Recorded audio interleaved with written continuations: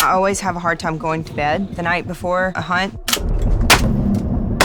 Then arriving in the duck blind, putting out the decoys, watching the sun come up, hearing the sound of wood ducks right over you, but don't look up because they might see you. All of that is the thing that I'm always chasing. You can't really explain, and you really want to share with people.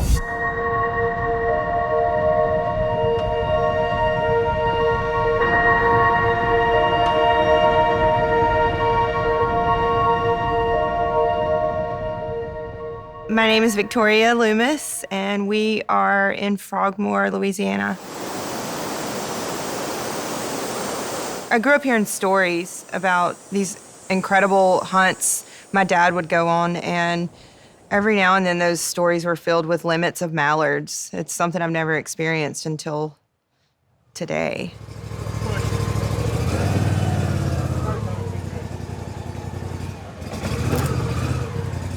My approach to hunting and both cooking is to be a learner and a newbie all the time.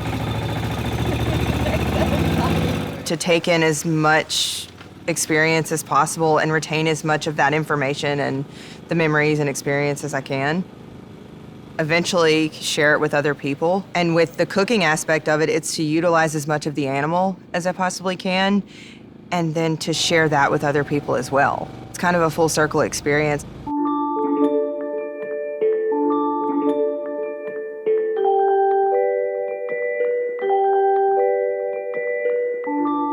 There's all kinds of studies that, nature is a therapeutic. It's therapeutic for everybody. And it's funny that the world we live in now, we call it therapeutic, when for so long we were a part of nature.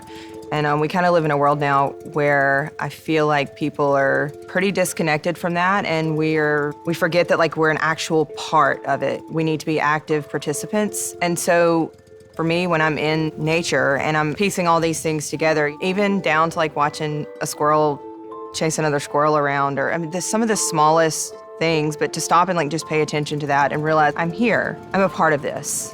Not above, not less than, and a part of this whole grand scheme of things.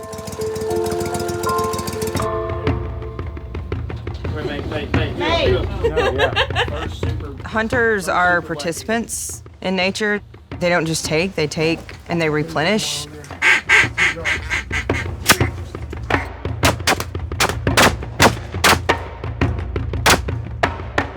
Hunting is a very intimate and personal experience that truly does require some kind of mentorship into it.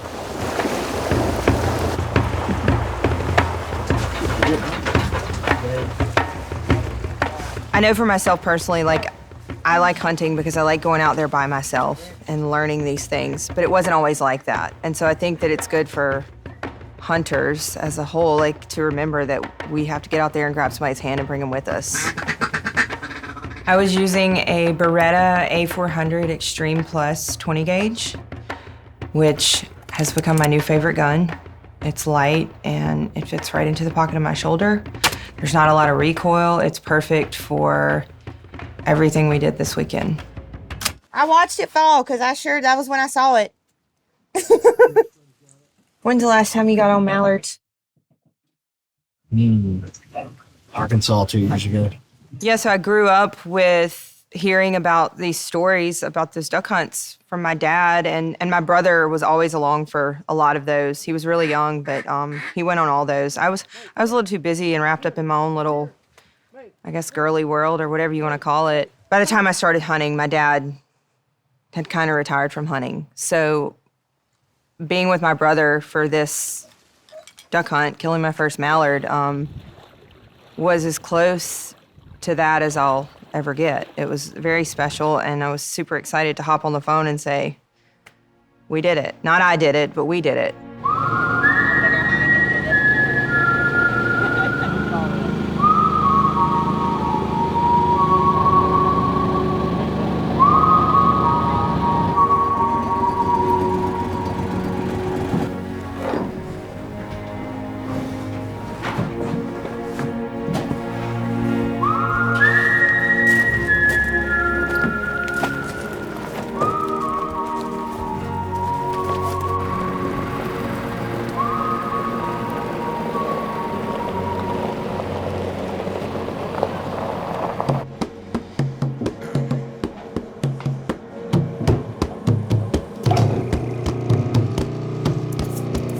I grew up around cooking and my parents and family having gathering, in the South especially, and honestly, I think this is pretty much a universal thing. Food is the common ground. But you can cook those duck legs. There's not much fat that comes off these. Well, look at you can tell by their skin. Yeah. So a farm raised has about this thick of a... It's a communal thing. It's something we do together, and yes, it nurtures us, but it nurtures us in many different ways. And knowing that I can be a part of that process, not only for myself, but for other people as well, is really special to me. Here, you want to cut that? Yep. Cut those in rounds about this big. Okay. Going out and hunting with a group and then coming back in and breaking down your birds and cleaning everything together and putting your gear up together and then prepare that meal and then sharing that meal together is a really special experience. It's not the same as just preparing a meal with someone because you walked this whole story from the beginning with those people. It brings you a little bit closer to them. There's deep bonding and understanding that takes place there. And I think that's the kind of thing that happens especially at duck hunts or group type hunting settings. Really good.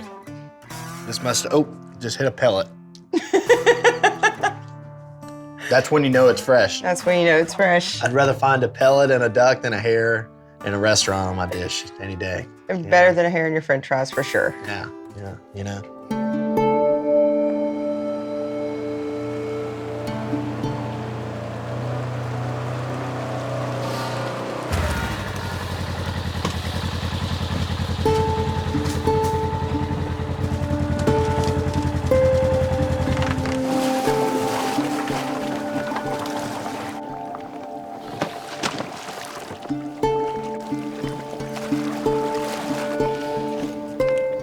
There's a moment when everything's quiet and you start to hear some ducks swirling around and the flapping of a mojo.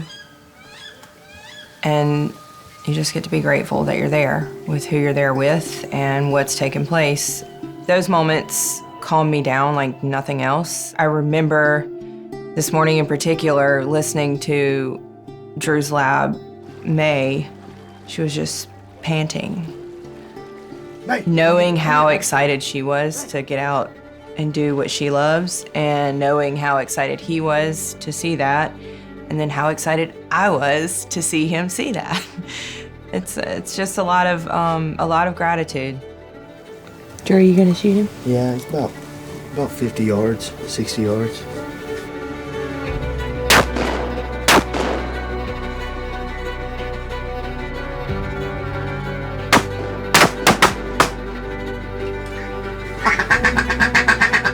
It feels like it's the best feeling in the world. It feels like success. When you know you got that duck, it feels like it's all come together. All the planning, all the preparing, all of it, all the things, all the stories my dad has told me, all the stories of everyone's amazing duck hunt and all the memories of past duck hunts. It's like you're right back there for a minute. So that's a bond that hunters share that is once again inexplainable, other than it's kind of like when you know, you know. Yeah, that's it. Take it.